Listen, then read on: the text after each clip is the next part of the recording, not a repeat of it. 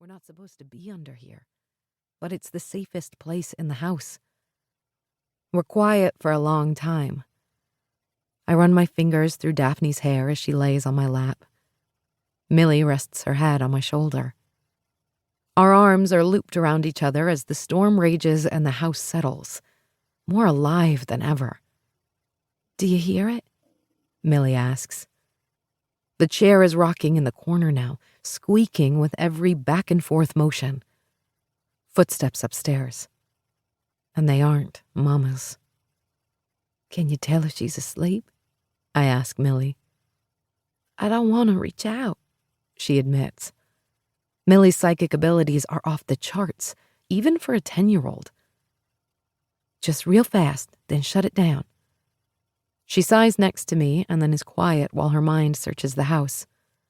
"She's asleep," she whispers. "And he's here." "Who?" She whimpers.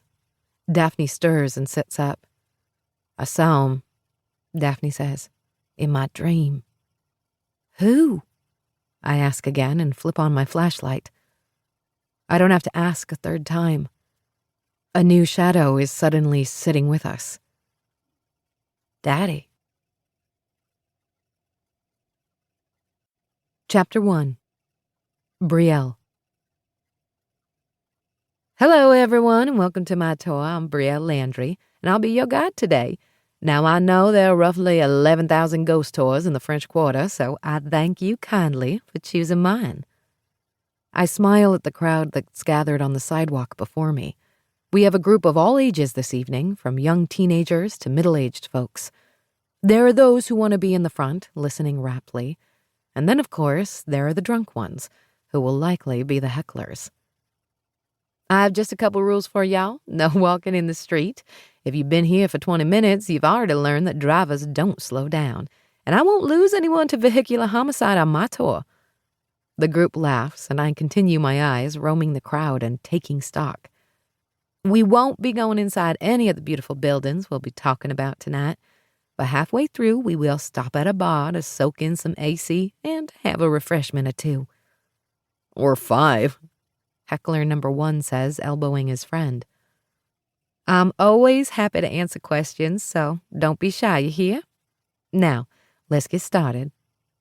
I point to the big gray building behind me. Most tours save this one for last, but not me. It's the most haunted of the group, and I want to get it over with. Not that the rest of the tour isn't haunted. Ghosts are literally everywhere. But this one, it's sinister. I hate it. Tour groups love it.